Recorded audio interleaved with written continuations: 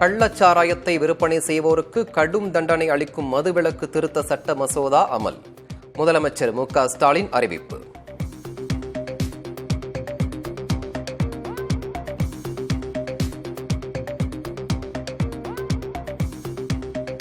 இடைத்தேர்தலில் வெற்றி பெற்று விக்கிரவாண்டி தொகுதியை தக்க வைத்தது திமுக. 1,24,000 வாக்குகள் பெற்று வாகை சூடினார் திமுக வேட்பாளர் அன்னியூர் சிவா.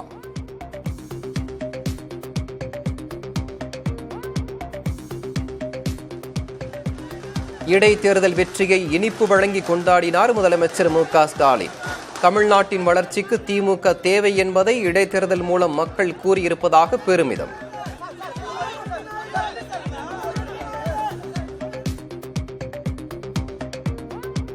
விக்கிரவாண்டி இடைத்தேர்தலில் திமுக பெற்றது உண்மையான வெற்றி அல்ல என பாமக தலைவர் அன்புமணி விமர்சனம்.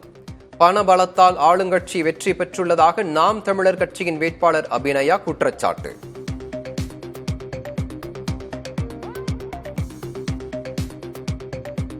நாடு முழுவதும் 13 தொகுதிகளில் நடைபெற்ற இடைத்தேர்தல்களில் இந்தியா கூட்டணி 10 தொகுதிகளில் வெற்றி. பீகார் ரூபாலியில் வெற்றி கனியை தட்டி சென்ற சுயேட்சை வேட்பாளர்.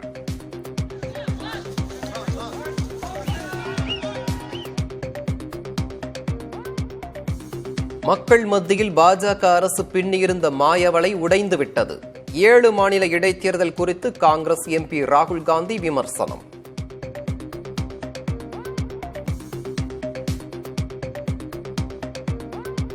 நாடு முழுவதும் கடந்த 4 ஆண்டுகளில் 8 கோடி வேலைவாய்ப்புகள் உருவாக்கப்பட்டுள்ளதாக பிரதமர் மோடி பெருமிதம். வேலையில்லா திண்டாட்டம் உள்ளதாக மாயை உருவாக்கப்படுவதாகவும் குற்றச்சாட்டு.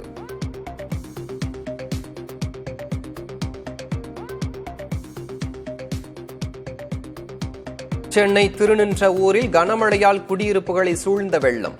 வீடுகளை விட்டு வெளியே வர முடியாமல் மக்கள் அவதி.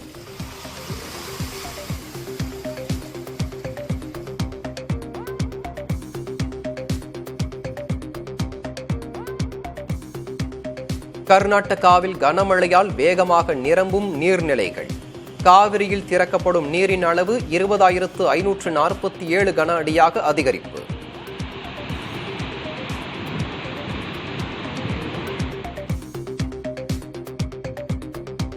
ஜிம்பாப்வேக்கு எதிரான 4வது T20 போட்டியில் இந்திய அணி வெற்றி.